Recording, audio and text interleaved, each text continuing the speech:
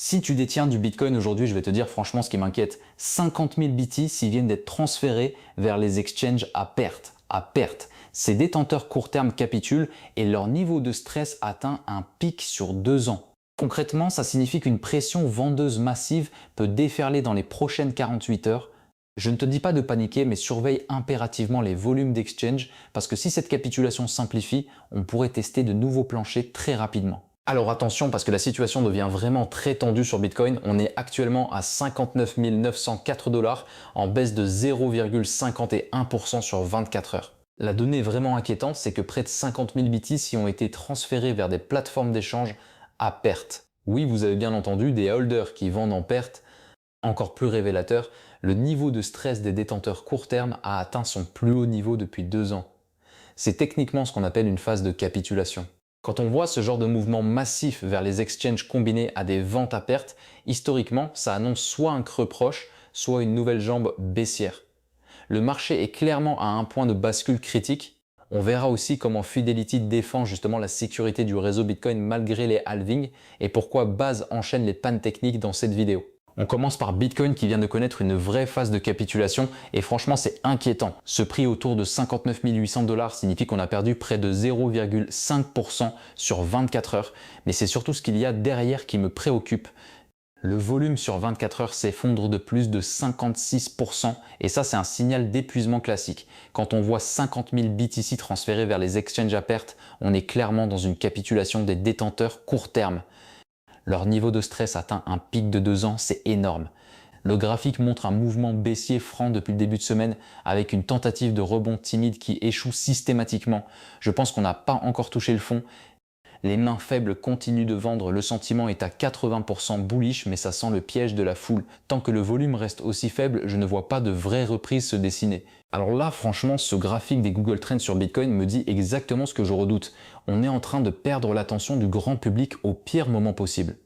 Regardez cette courbe verte, l'intérêt de recherche est complètement anémique comparé au pic qu'on a vu lors des précédents cycles. Et ça, c'est un signal bearish massif à court terme. Quand 50 000 BTC sont envoyés sur les exchanges à perte et que personne ne Google Bitcoin, ça veut dire une chose, on est en capitulation froide, pas en capitulation chaude. Les détenteurs vendent dans l'indifférence générale. C'est exactement le genre de configuration où le prix peut continuer à saigner tranquillement, sans catalyseur pour inverser la tendance. Ce que les autres chaînes ne vous disent pas, c'est que les vrais bottoms arrivent souvent quand l'intérêt Google remonte légèrement, signe que de nouveaux acheteurs arrivent. Là, on n'en est pas encore là. Donc oui, je reste prudent, je ne serais pas surpris de voir Bitcoin tester des niveaux plus bas avant de rebondir sérieusement. Regardez-moi cette liquidité d'order book complètement squelettique. Je vais être cash avec vous, c'est exactement le genre de configuration qui me fait dire qu'on n'a pas touché le fond.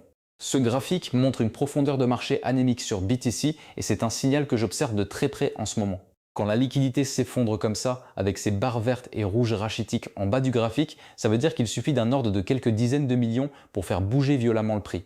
Et devinez quoi? Avec 50 000 BTC envoyés à perte sur les exchanges, comme le montrent les données on-chain, on a exactement la pression vendeuse pour exploiter cette faiblesse structurelle. Ce que les bulls ne veulent pas voir, c'est que cette absence de support d'achat est typique des phases de capitulation avancée. Les teneurs de marché se retirent, l'open interest s'effondre de moins 1,73% sur 24 heures. C'est cohérent avec un marché en mode panique. Tant qu'on ne reconstruit pas ces niveaux de liquidité, chaque rebond sera vendu agressivement. C'est mécanique. Alors là, je regarde le Rainbow Price Chart et franchement, c'est l'un de mes outils préférés pour évaluer où on se situe dans le cycle de Bitcoin. Ce graphique logarithmique divise les zones de prix en bandes de couleurs selon l'historique des cycles du bleu profond accumule jusqu'au rouge vend sérieusement en passant par le vert, le jaune et l'orange. Ce que je vois aujourd'hui me confirme quelque chose de massif. Bitcoin reste dans la zone bleu-verte, celle de l'accumulation et du still cheap. On n'est clairement pas en territoire de bulle. Cette zone correspond historiquement au meilleur point d'entrée à long terme. Le prix actuel n'atteint même pas la bande jaune FOMO Intensifis, alors que dans les précédents cycles, on a explosé jusqu'au rouge écarlate. Couplé à la nouvelle des 50 000 BTC vendus à perte sur les exchanges, ça confirme qu'on est en phase de capitulation des week-ends, les détenteurs court terme paniquent, les baleines et institutions accumulent discrètement. Cette divergence entre le stress des traders court terme et la position basse sur le Rainbow, c'est exactement le setup que j'attends pour renforcer mes positions. Historiquement, ces zones bleu-verte ont toujours précédé les grands départs haussiers. Alors là, Fidelity sort du bois pour défendre Bitcoin sur sa sécurité post-halving et franchement, je trouve ça révélateur. Ils disent que la diminution des rewards miniers ne menace pas la sécurité du réseau.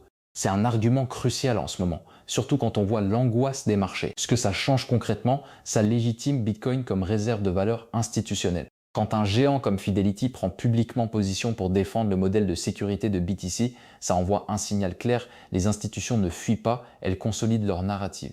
Pour les altcoins, c'est double tranchant.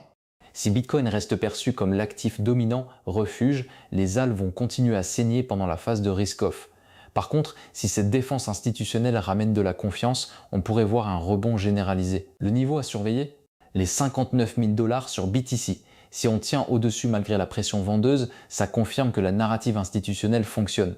En dessous, on reteste les 55 000, peu importe ce que dit Fidelity. Franchement, ce bug de séquenceur sur base, ça révèle exactement ce que je répète depuis des mois, les Layer 2 ne sont pas aussi décentralisés qu'on veut nous le faire croire. Une simple race condition après un reset système et paf, tout le réseau se fige parce que le séquenceur ne parvient pas à se synchroniser. Ce qui change maintenant, c'est que les gros protocoles DeFi sur base vont devoir sérieusement repenser leur stratégie de risk management. 2 pannes consécutives, c'est inacceptable quand tu gères des centaines de millions en TVL. Le signal à surveiller concrètement, la migration de liquidités vers des chaînes plus résilientes. Si Base enchaîne encore une panne dans les prochaines semaines, je m'attends à voir les devs et les utilisateurs fuir vers Arbitrum ou Optimism. Et soyons clairs, tant que Coinbase maintient un contrôle centralisé sur le séquenceur, ce genre de problème continuera à arriver. La vraie décentralisation, ça prend du temps. Et visiblement, Base n'y est pas encore. Je vais être direct, Tether vient de débloquer un nouveau corridor de liquidité en permettant d'emprunter contre du XAUT sans vendre l'or sous-jacent. 23 milliards de dollars d'or tokenisés qui peuvent désormais servir de collatéral, exactement comme on le fait déjà avec Bitcoin. Ce que ça implique concrètement, c'est que les détenteurs de XAUT peuvent maintenir leur exposition à l'or tout en débloquant du cash. Ça crée mécaniquement de la liquidité supplémentaire dans l'écosystème crypto sans forcer de vente du sous-jacent. On connaît la musique avec les prêts adossés au BTC. Le signal à surveiller, c'est l'adoption de ce mécanisme. Si ça décolle, ça va renforcer la position de Tether comme fournisseur de collatéral multi-actif. Mais attention, ça ajoute aussi une couche de risque systémique. Tout prêt collatéralisé peut générer des liquidations en cascade si l'or tokenisé décroche brutalement. Pour moi, c'est un test grandeur nature de la maturité des produits financiers crypto adossés à des actifs réels. Si ça fonctionne proprement, d'autres suivront. Voilà, on a fait le tour. 50 000 BTC envoyés à perte sur les exchanges, le stress des holders court terme qui explose au plus haut depuis 2 ans, tous les signaux de capitulation sont au rouge. Maintenant, la vraie question, c'est de savoir si on est face à une capitulation finale qui nettoie le marché avant un rebond ou si c'est juste le début d'une vraie correction profonde. Vous pensez que c'est un faux signal ou un vrai retournement de tendance? Dites-moi en commentaire ce que vous anticipez pour Bitcoin dans les jours qui viennent. Si ces analyses t'aident à y voir plus clair, abonne-toi pour ne rien manquer. On décrypte le marché crypto chaque jour sans langue de bois.